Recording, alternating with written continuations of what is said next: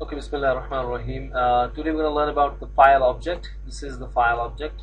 I'm creating the file with my file equals to new file, and I'm putting the Juni.txt. Now, we think maybe that this file is being created, but we should understand that no physical file is being created. We only created an object, my file, which actually takes up a Juni.txt, but that's an object creation, but not the file creation.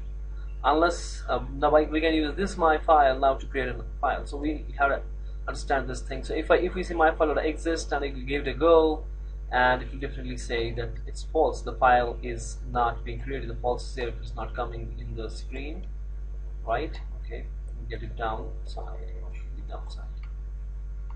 Okay, so this is false. Okay.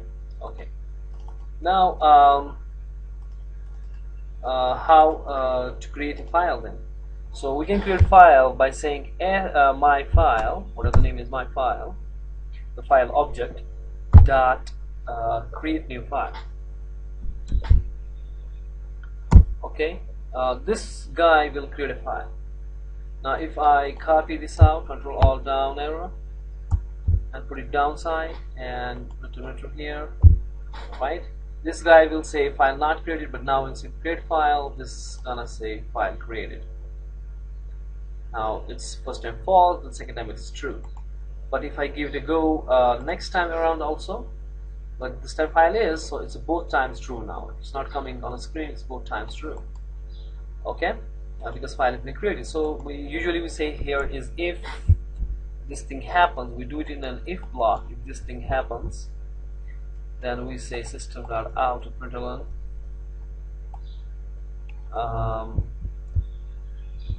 file created successfully. Okay, and else we say it syso file already exists.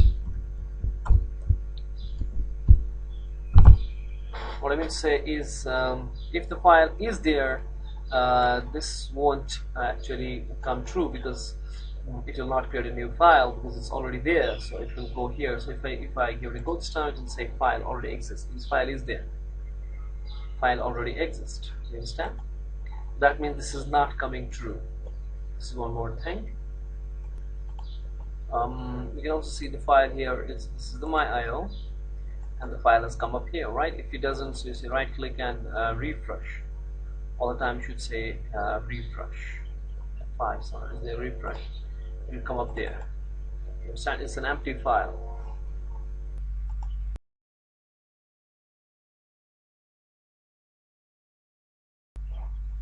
Now because Java file objects are same in like we have Unix, and in Unix we know everything is file. In the directory is a file, so we can create a directory using the same stuff. Like I say here, my file equals new file, and then I say Juni. Now this Juni will create a file object, but now I'm not saying create new file, but I'm saying make directory. So this is gonna create a directory. If you look out here, and I just give it a go, and just check out here that it will put up a directory called Juni. Is it? The Juni is here. The directory open, this empty directory is created. So we can create a file as well as directories using the file object. Okay, here my.io, you can refresh it, so it will change it to the directory here, right? Okay, now this file has many constructors. One of them is like this. We created a directory here. We want to create a directory, so we said if my file dot make directory, and select directory exists, and so on. And now I want to create a file in that directory. So how are we going to do that? Either I will put up here the directory name, or I may use some path here exactly to where I want to put that directory is. Where if already I have some directory and I put up the path of that here. And because this thing, by showing without using any path, we can use a C colon slash. We have to use double slash in fact here, because single slash will be a skip sequence to actually say where the path is. But if I'm not specifying a path, it will be current working directory. Okay, and here I am using another constructor of a file which has two arguments. This one is the directory, and this one is the file name. Okay, and if I give it a go, maybe I will say here file created. Okay, successfully. We use the property using the may do it properly, using the if else's and all those. I'll give it a go. Just refresh this first because it was not there, right? Oh, let me do this thing. New. I deleted the file. Just refresh this. It's not there. Give it a go. The directory will be created, and the file will be in it. So if you refresh this here, now this is a directory, and in this is the file, which is going to be the empty file right now. Okay. You can also create a file somewhere else if you have the directory name. Maybe I will go to my computer, and oh, my DND is locked, so maybe I will in a C itself I will say a new folder called ABC. I will call it ABC. That's in a C column, right? And I want to create a file here, right? So how to do that? So maybe I will do one thing here in my file. When I say my file, I don't use my file, I will use a directory path. Exactly, the path is C:/, but I don't do one slash, is double slash here. What is that? ABC, I guess. Let me see if it worked it out, and just give it a go. Directory is already, so the file is created. So if I open up that directory now in the C, go to the ABC, right? Here is the ABC, and give it a go. That is the text. So we are successfully created in that directory.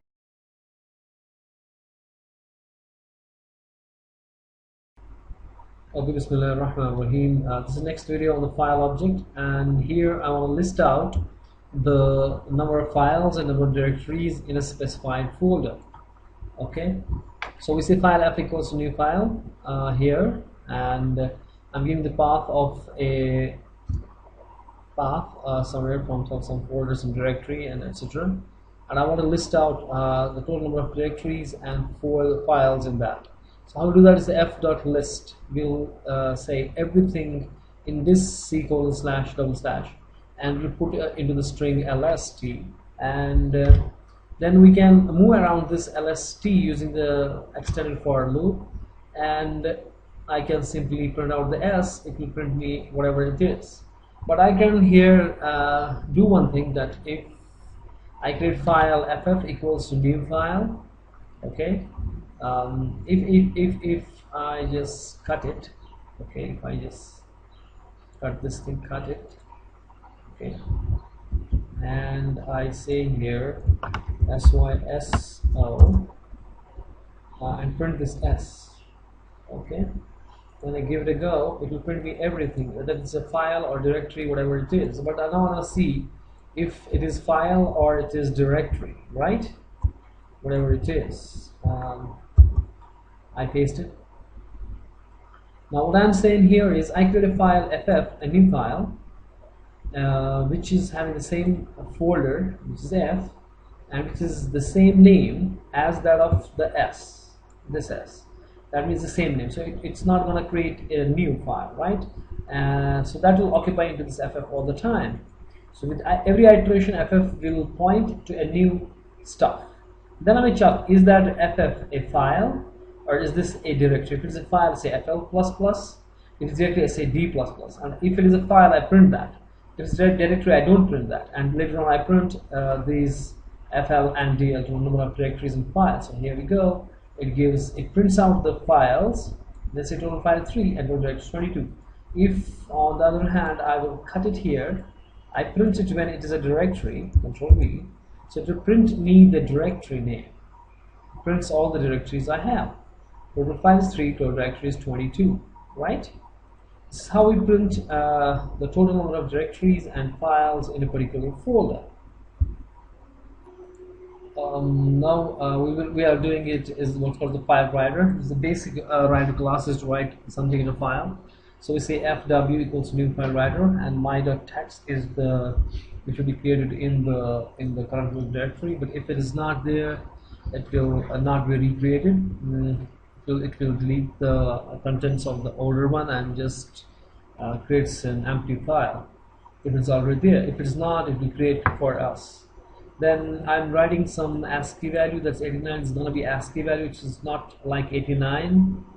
We'll see that later on. If it's ever write \n, we have to put the \n. That's the drawback of the file writer, because every time we write, it's not putting up automatically its new line characters. So we have to manually put in. We have to plug in this. Now I'm putting the character here. I'm putting a \n. Then I'm putting a string, because the fw.write has many constructors. One which takes a character, one which takes a string, and one which takes a character array. Okay, and I'm putting the ch into that. And then w.flush, we have to do the flush all the time when we use file writer, because it's after flush does what? It makes sure that every character is plugged into the file.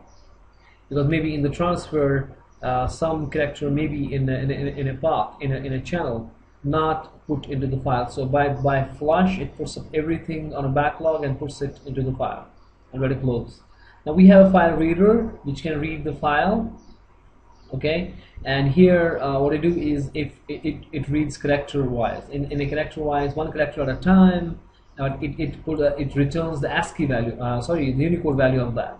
Okay, this f.read, it basically returns the Unicode value into the data. Okay, now what will happen is in the data will be the Unicode value of the first character. So that's why I'm saying and if it's in another file, it will return -1. If there is no character left, it returns -1.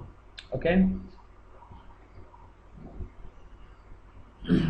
Now what I'm doing is I put up the first data, then I say println, and I can convert that Unicode into the character to print it. So I'm saying here print, not println, because otherwise it will add up the new line. So then it will we do it again. It is a part of read the next character. If that is not -1, it will print that and goes on reading and reading it unless it's not under file, and they close it. Now I give it a go. Now this is YA. My name is Junaid, and ABCD, that's gonna be in a file. This was Y is actually the 89. Okay.